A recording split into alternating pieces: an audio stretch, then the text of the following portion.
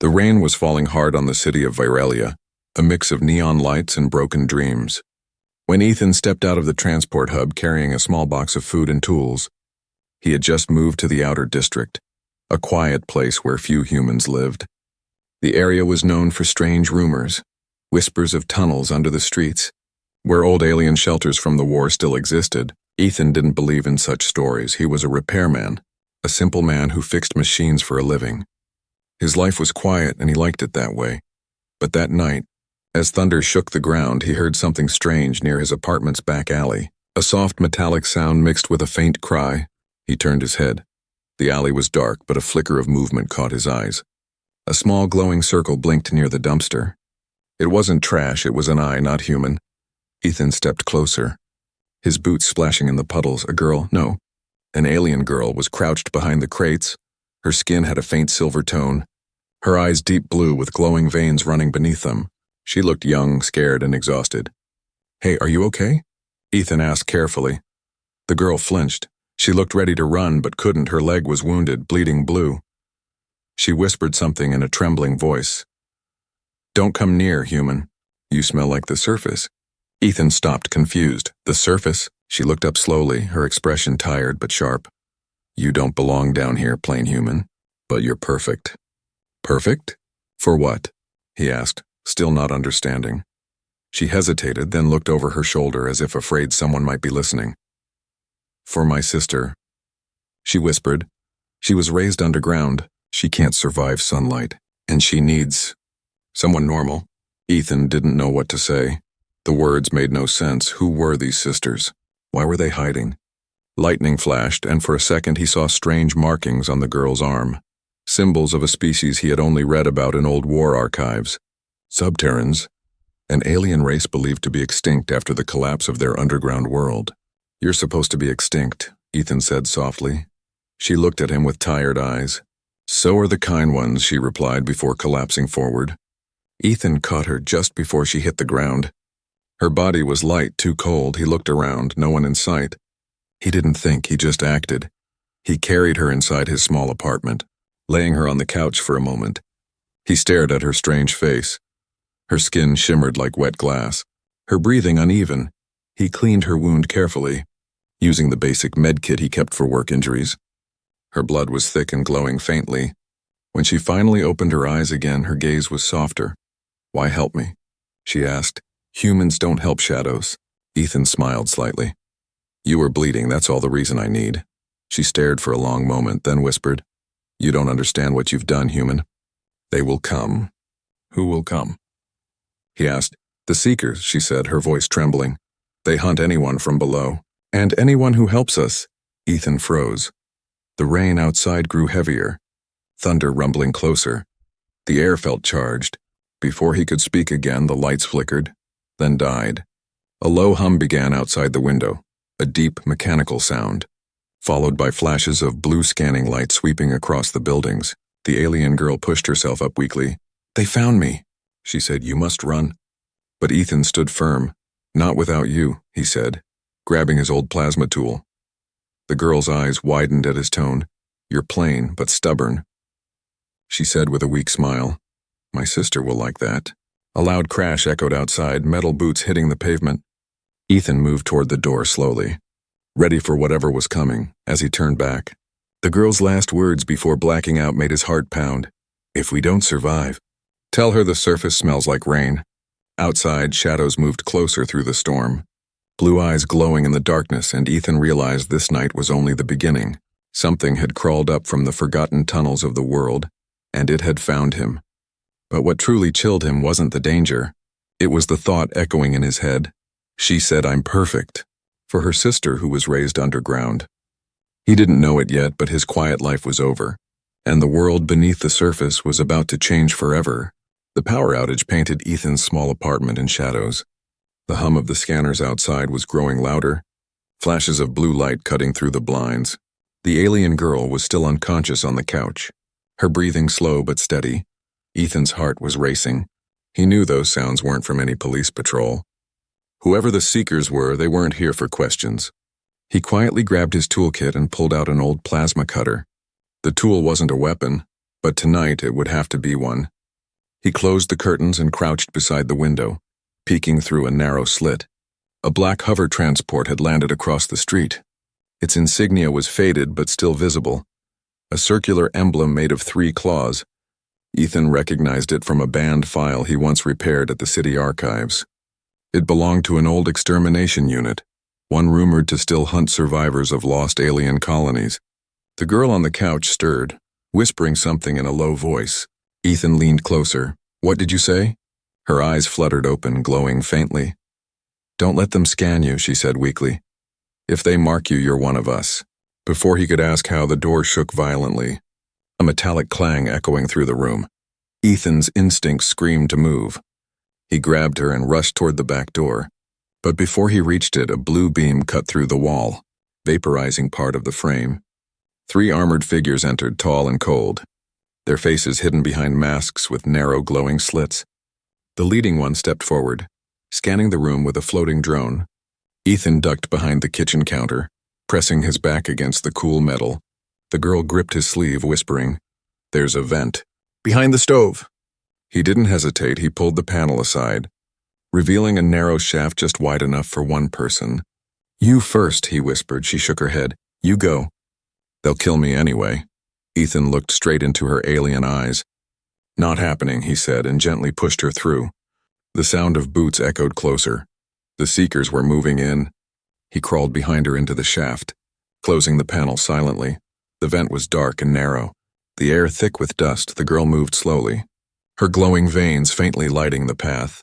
The hum of the scanners faded behind them as they crawled deeper underground. After several minutes, the shaft opened into a forgotten subway tunnel. Water dripped from the ceiling. The girl finally stood, breathing hard. Her wound was worse now, blue light seeping through the bandage Ethan had wrapped. He tore off his jacket and tied it tighter around her leg. "You're losing energy or blood, whatever that is," he said quietly. She looked at him with a weak smile. "Energy, not blood. Our kind stores it, from the earth below." Ethan nodded, not really understanding, but doing his best to help. "We need to find your sister, right? You said she was still down there." The girl hesitated, her expression turning serious. "You're too bright for her world, human. She hasn't seen sunlight since birth." "Then I'll bring light to her world," he said simply. She blinked, confused by his calm tone. "You're strange, plain one," she said softly. "You don't fear what you don't know?" Before Ethan could respond, a low rumble came from the tunnel behind them. He turned. Small hovering orbs were gliding through the air, red scanners flashing. "Run," she said. Pulling him by the hand, despite her wound, she moved fast, leading him toward an old service door. Ethan forced it open, revealing a descending staircase. The smell of soil and minerals filled the air. The temperature dropped, the deeper they went. The more the walls changed, from metal to stone to glowing roots that pulsed faintly like veins of light. Ethan touched one of them. "What is this?" The girl's voice softened. "The living veins of our world. The ones that feed us. My sister guards them." As they reached the bottom, Ethan saw something that made him stop. The tunnel opened into a vast underground chamber, a hidden world beneath the city. Bioluminescent plants glowed softly, and strange crystalline structures formed arches over pools of shimmering water. At the center stood a figure cloaked in silver threads. Her skin was paler than moonlight, and her eyes were closed. But she moved as if she could feel everything around her.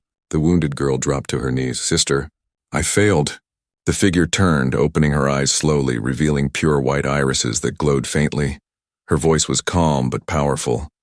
"You brought a human here?"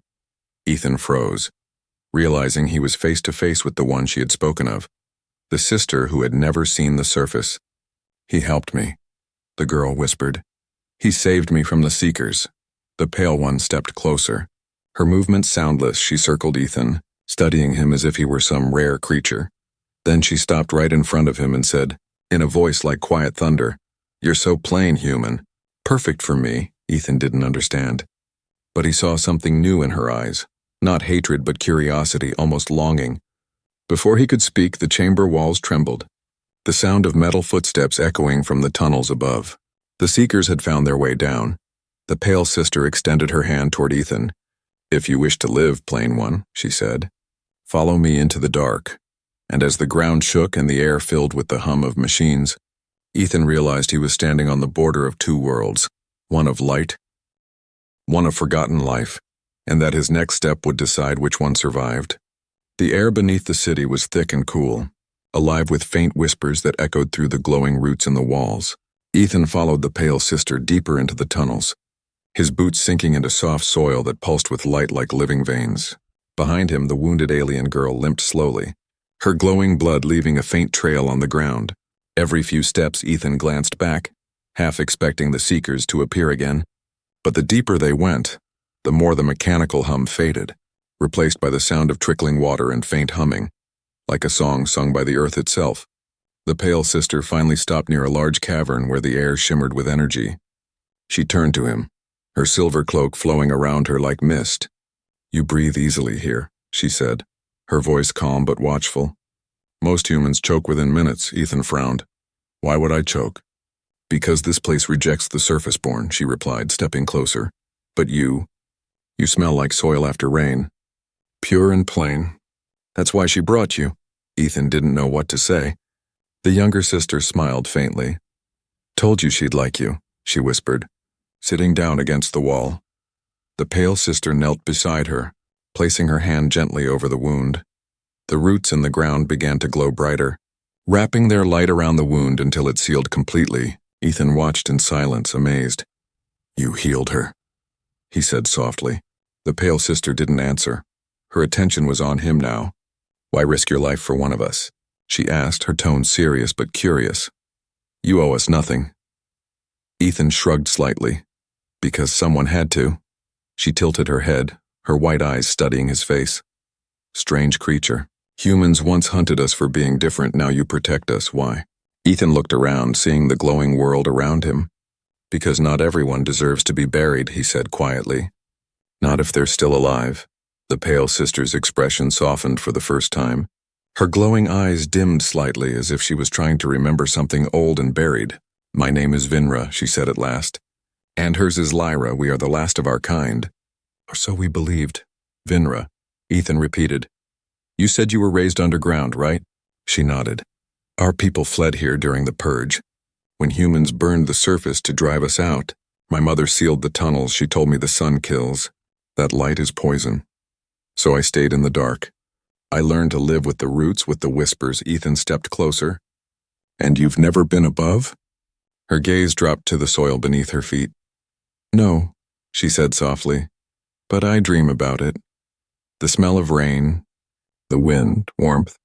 My sister brings me stories of it. She says the world has changed, that the war is over, but I can't go there." Ethan took a deep breath. "Maybe you can," he said. "The world above isn't perfect, but it's not burning anymore." Vinra's lips curved into a faint smile. "Hopeful human. Do you know why my kind fears the sun?" He shook his head. She extended her hand, her pale skin catching the faint glow of the roots. "Because it reminds us of the stars," she said. "And we used to live among them before humans fell from the sky. You came from beyond once before the war, before your kind forgot." Ethan frowned. "Are you saying humans didn't start on Earth?" Lyra laughed weakly from the ground. "You really don't know your own history, plain one," she said. "The first humans came from the same stars we did. You just forgot the way home." Before Ethan could ask more, the walls around them pulsed red. Vinra's expression changed instantly. "They found us," she whispered. "The seekers are near." A loud metallic growl echoed from the tunnels, followed by a beam of blue light slicing through the passage. Ethan grabbed his plasma cutter again, his mind racing. "How do we fight them?" "You can't," Vinra said firmly. "But I can hide us." She pressed her palm against the ground, and the glowing roots coiled upward, forming a barrier of living light. It wrapped around them like a cocoon. The air shimmered, and the world outside went silent. Ethan looked around in awe. "What did you do?" "Shifted us," she said softly. "Not far, just out of sight. But it won't last long." Lyra stood, testing her healed leg. "Sister, he shouldn't stay. If the Seekers catch him, they'll mark him as one of us." "I'm already marked," Ethan said quietly, pulling up his sleeve. There on his arm was a faint blue glow where her blood had touched him earlier. Vinra's eyes widened. "Then you share our link," she whispered. The Earth will answer you now, Ethan frowned. Answer me? I don't even know what that means. Before anyone could reply, the barrier trembled, voices echoing outside. The Seekers were too close. Vinra grabbed Ethan's wrist, her eyes glowing brighter. If they catch you, the surface will burn again, she said. You must leave. Ethan shook his head. Not without you. Lyra looked at her sister and then at him. He's plain, but he's stubborn, she said with a smirk. Maybe that's what we need. Vinra stared at Ethan for a long, silent moment, then whispered, Then listen. Human. Beyond this cavern is a bridge of crystal. It leads to the core. If we reach it, the Earth will hide us completely. The barrier finally cracked, beams of light piercing through. The Seeker's shadows loomed large on the walls. Ethan tightened his grip on the plasma cutter. His voice calm. Then we run. Vinra nodded, the glow of the roots flaring as if the world itself answered her will. And as the first Seeker burst through the barrier, the cavern exploded into light. The ground trembled, the roots came alive, wrapping around metal legs and tearing them apart. Ethan pulled Vinra forward, running through the storm of light and sound. Behind them the earth closed, swallowing the attackers whole, and for the first time, Vinra looked back at him not with fear, but with something that almost looked like faith. The tunnel shook as the Seekers screamed behind them, metal claws scraping against living roots that refused to die. Ethan didn't look back, he only held tighter to Vinra's hand, her skin cold and faintly glowing under his touch. Lyra ran beside them, her silver hair catching flashes of blue light from the chaos behind. The cavern opened into a vast hollow, and Ethan stopped for a moment, breath catching. Before him stretched a bridge of glowing crystal that arched over an endless chasm. The light below wasn't fire, it was something alive, pulsing slowly like a heartbeat. This is the crystal bridge? He asked, his voice barely steady. Vinra nodded, her white eyes reflecting the glow. The last link to the core, she said. Once we cross it, the world itself will decide if we belong. Lyra turned, looking back toward the tunnels. And if we don't? Vinra's voice dropped to a whisper. Then the core will consume us. Ethan looked down, his reflection swimming in the bright crystal. The path ahead looked endless. The hum of power vibrated under his feet. Let's go, he said, taking the first step. The bridge responded with a low, deep tone, a vibration that traveled through their bones. It felt like the earth was speaking, a voice older than all of them. Vinra's expression changed slightly, like she could hear words in that vibration. What's it saying? Ethan asked. She looked at him, eyes narrowing. It recognizes you, she said, her voice soft but tense. It shouldn't. Before Ethan could ask why, the bridge flared brighter, his footsteps leaving glowing prints behind him. Lyra stared at the pattern. Sister, the core marks him as one of us. That's impossible, Vinra whispered. He's human. Ethan stopped. What does it mean? Vinra hesitated. It means the core sees you as its own child, she said slowly. Maybe you are the key that opens it. They moved forward again, their pace quickening as mechanical echoes followed from the tunnels. The Seekers were relentless, but something strange happened. As they stepped farther along the bridge, the sound of metal began to fade, like the machines were being swallowed by the earth. Vinra looked back, her expression unreadable. The core protects us now, she said. But it also watches. Halfway across, the bridge suddenly split, a new path forming beneath their feet.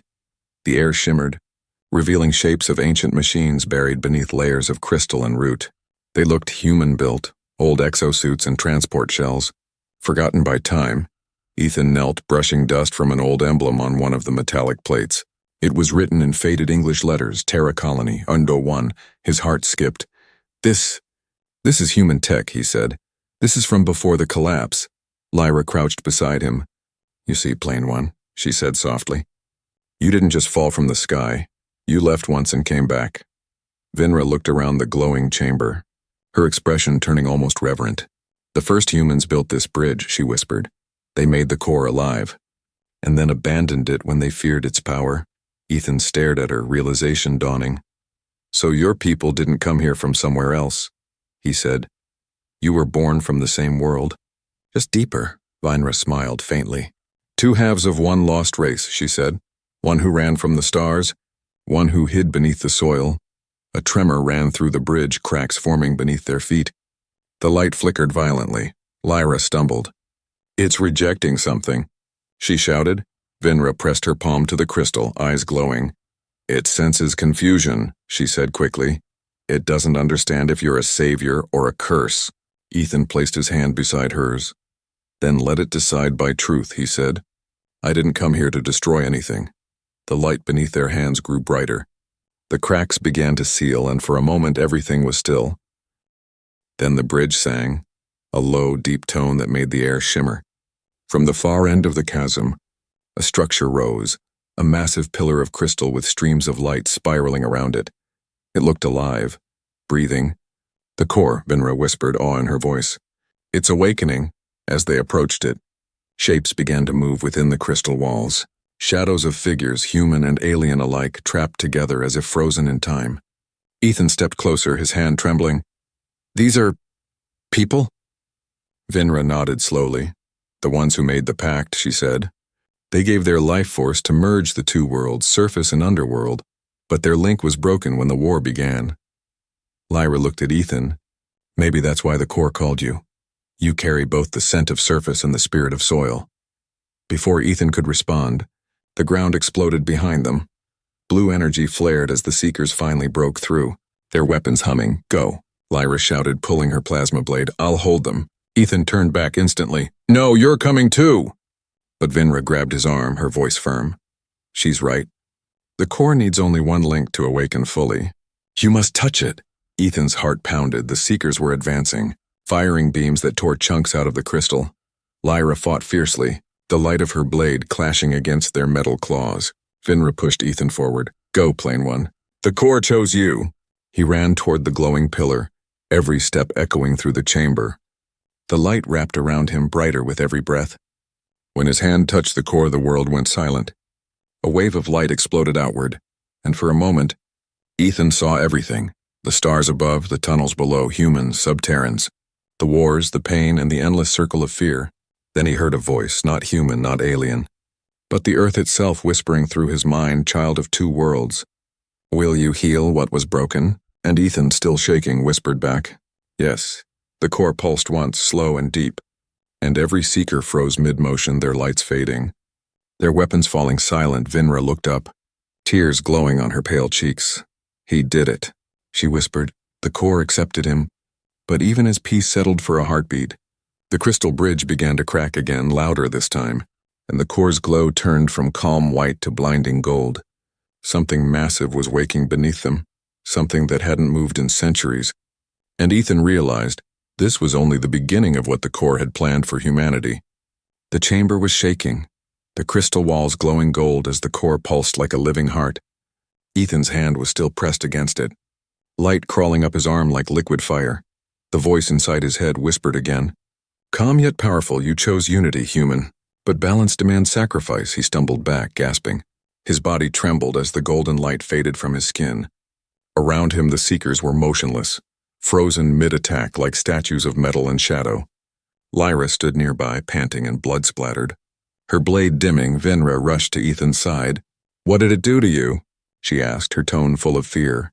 Ethan looked up at her, his eyes reflecting faint gold. It showed me everything, he said softly. The wars. The reason this place exists.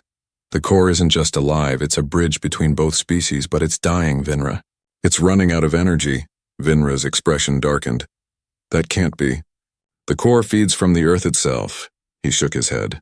Not anymore. The connection's breaking because the surface stopped breathing. Too much pollution. Too much silence, the core's veins are starving. Lyra wiped her blade on her sleeve. So what happens if it dies? Ethan's answer was quiet but heavy. Then both worlds collapse, the surface cities will sink, and your tunnels will flood with molten rock. Everything ends. For a moment. The only sound was the faint hum of the dying core. Then Vinra spoke, her voice trembling. There must be a way, Ethan nodded. There is. But it's not easy. The core needs a living link, a life form that carries both human and subterranean traits. Something to anchor its balance, Lyra frowned. Those don't exist, Vinra turned to her slowly. Maybe they do now. Ethan realized what she meant. Because of the mark, he whispered, looking at the faint blue glow still running under his skin. Your blood mixed with mine. Vinra's hand trembled as she touched his wrist. The core called you for a reason. It sensed that fusion. It wants you to complete it. The ground rumbled again, louder this time. Cracks spread through the crystal bridge like lightning. The core's light was flickering, fading between gold and dark crimson. Ethan looked toward the tunnel where the Seekers stood frozen. If I do this, what happens to them? They'll stop forever, Vinra said softly. The core made them when it was broken. Mindless guardians made from fear. Not balance, Lyra clenched her fists. Then do it, Plain One, she said. You're the only one who can. Ethan took a deep breath, stepping closer to the massive crystal. If I merge with it, what happens to me? Vinra hesitated, her eyes glimmering like moonlight. Your body will remain, but your soul will join the core, he smiled faintly. So I'll become part of the earth. Vinra's voice broke. Part of everything, he looked at her then. Really looked. The pale alien who had lived all her life underground, afraid of the sun yet shining brighter than anything he'd ever seen.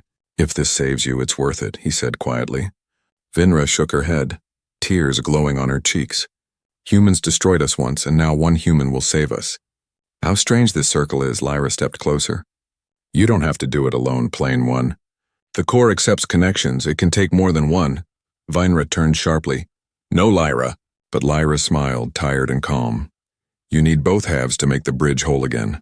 One from the stars, one from the soil. Ethan looked between them. You mean, Lyra nodded. We do this together. Vinra's lips trembled. No. You'll die. Lyra placed her hand on her sister's shoulder. We already died the day we went into hiding, sister. This time we rise. Without waiting for another word, Lyra stepped forward beside Ethan and pressed her hand against the core. The light burst out instantly.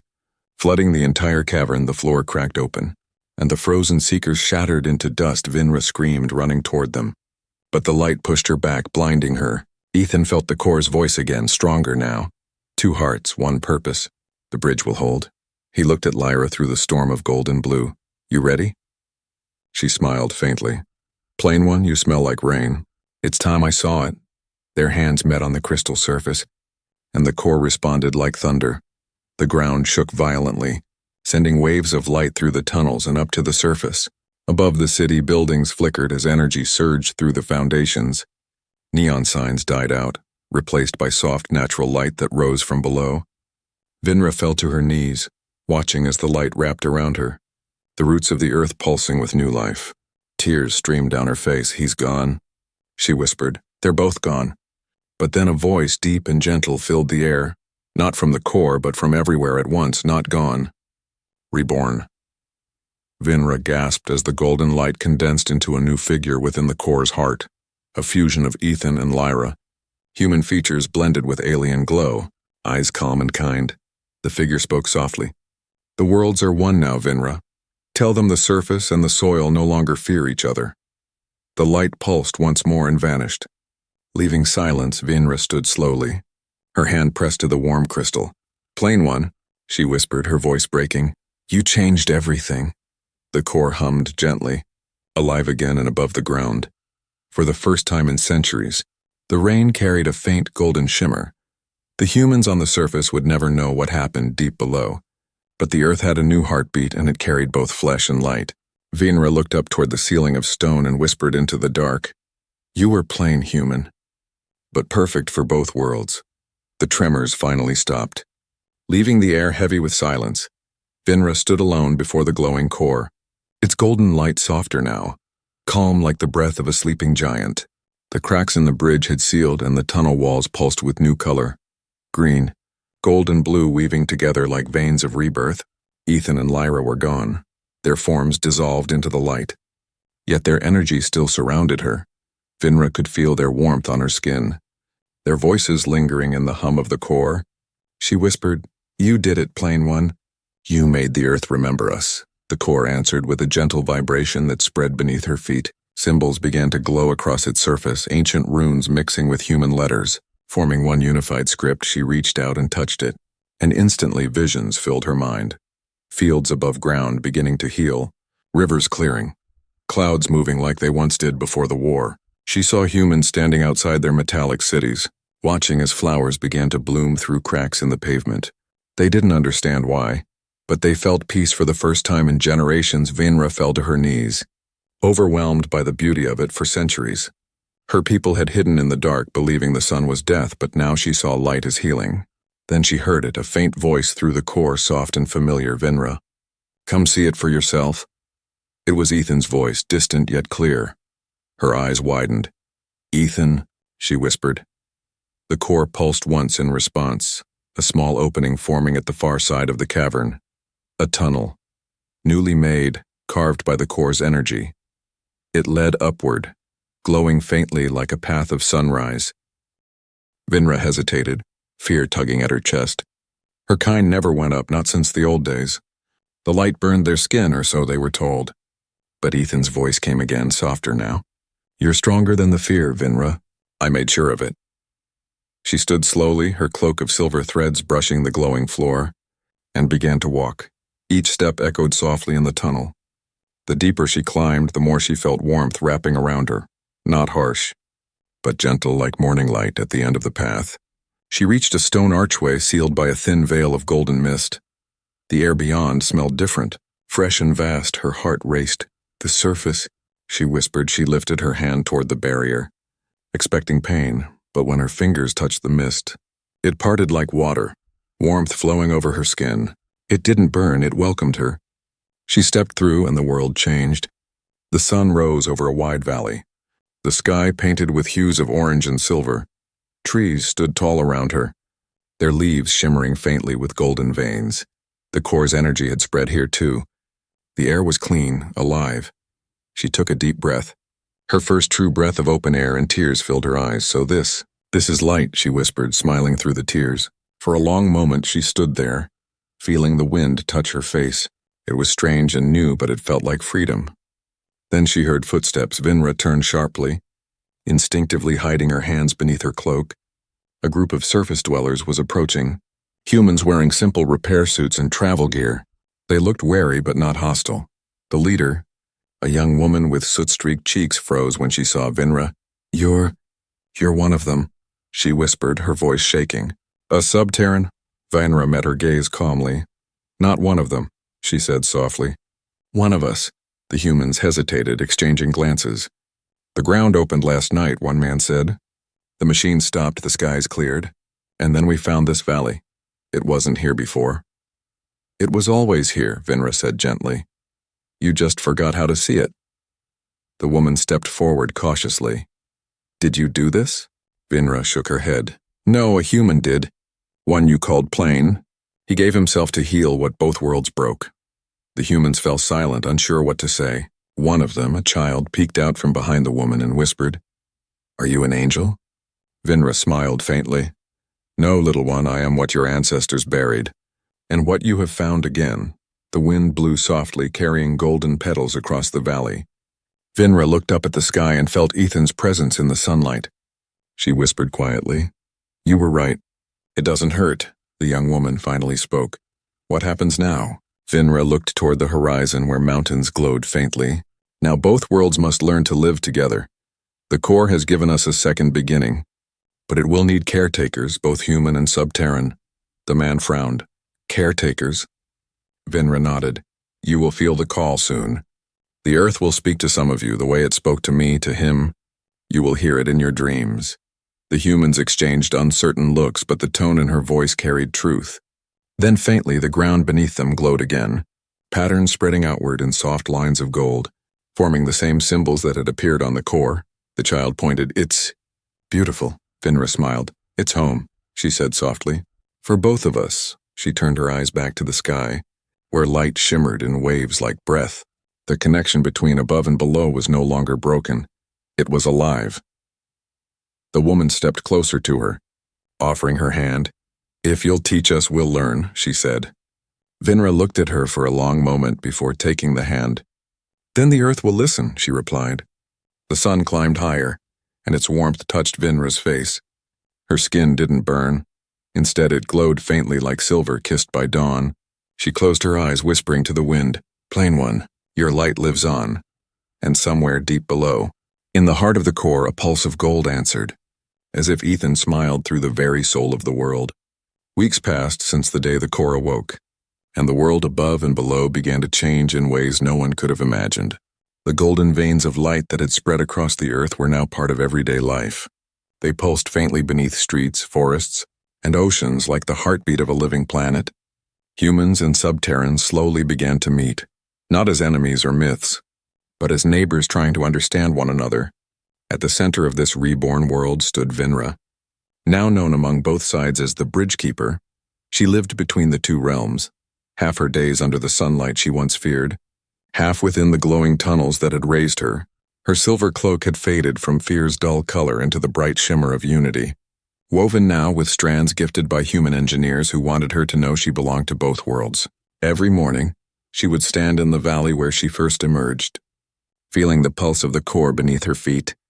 It still spoke to her softly, sometimes in Ethan's voice, sometimes in Lyra's, always calm, always familiar. That morning, the pulse was different, faster. Like a message trying to form, she closed her eyes, whispering, "Ethan, what is it?" The ground responded with warmth spreading up through her hands, and words began to glow faintly in the soil before her. "Go below." Her heart tightened. It had been weeks since she had gone deep underground. The tunnels had been changing, alive and new, unpredictable. But she knew the core's call couldn't be ignored. She gathered her silver cloak and began her descent, the tunnels lighting one by one as she walked. The deeper she went, the more the whispers returned, soft songs of her ancestors blending with new tones, human words joining them in harmony. When she reached the great chamber where the crystal bridge once stood, her breath caught. The core had transformed. It was no longer a pillar of gold, but a living sphere floating gently above the ground. Its surface shimmered with millions of lights, each one pulsing in rhythm with the heartbeat of the planet. Vinra stepped closer. "You called me," she said softly. "What do you want me to see?" The core answered by lowering its glow until she could see a reflection in its surface. A face formed within the light, human features with faint alien marks glowing across the skin. Ethan's eyes, warm and steady, looked at her through the golden haze. Vinra's breath hitched. "Ethan." The reflection smiled faintly. "You kept your promise." His voice said gently, "The worlds live again." Tears blurred her vision. "You said you were gone, I am," he said softly, "but not lost. The core holds memory, and my memory holds you." She pressed her hand to the glowing sphere, her fingers trembling. "The people above still struggle, Ethan. They don't all understand what you gave. Some fear us. Some think we're the cause of their broken past." His reflection tilted its head slightly, the same way he used to when thinking. "Then remind them that fear is just memory without hope," he said. "Teach them what we forgot, connection." She nodded slowly. "I will, but what of Lyra?" The light pulsed brighter, and for a moment another figure appeared beside him. Lyra's familiar grin lighting the golden mist. "Still here," her voice echoed, playful as ever, keeping him from turning into a boring spirit. Vinra laughed through her tears. "You both changed everything." "No," Ethan's voice said gently. "We only opened the door. You walked through it." The core began to hum, the tone rising like a song, Ethan's voice fading into it. "Vinra, listen carefully. The core is growing, reaching beyond the earth. It's calling the stars now. It remembers where we came from. Someday, others will hear it." Her eyes widened. "Others?" "Yes," the voice said. "Humanity didn't fall from the sky alone. The stars remember too. The signal has already gone out when they arrive. Don't let the same fear rise again." Vinra's heart pounded. "You mean the old colonies?" The core flashed once as if nodding. "Prepare them," Ethan's voice said softly. "They will come." The light dimmed, his image slowly fading, leaving her hand pressed against warm glass. She whispered, "I'll be ready, Plain One." As she turned to leave, she saw something new, roots growing upward, reaching toward the ceiling as if seeking the sky. Flowers began to bloom where once there was only stone. The underground was no longer a place of hiding. It was becoming a garden. When Vinra returned to the surface, the valley had changed again. Humans were working side by side with subterrans, planting crops in golden soil, building homes that blended technology with nature. Children from both worlds played together near the glowing rivers, their laughter echoing like music. She smiled, walking among them. Some bowed to her, others simply waved. She didn't need their worship. She only needed their unity. That night, as stars filled the sky, she climbed a small hill overlooking the valley. The constellations shimmered brighter than ever before, and for the first time, a faint golden thread extended upward into the heavens, a signal, stretching far into the void. She felt the cores hum beneath her feet. Ethan's words echoing softly in her mind. They will come, Vinra whispered into the wind. Then let them find a world worth meeting. The golden light reflected in her silver eyes, and she smiled at the stars, knowing Ethan's legacy wasn't just buried in the earth, it was reaching for the cosmos. The plain human who healed a broken world had become its eternal heartbeat, and the alien girl who once feared the sun now guarded its future. Under that glowing sky, both worlds finally breathed as one, and far beyond, the stars listened, waiting for the next story to begin.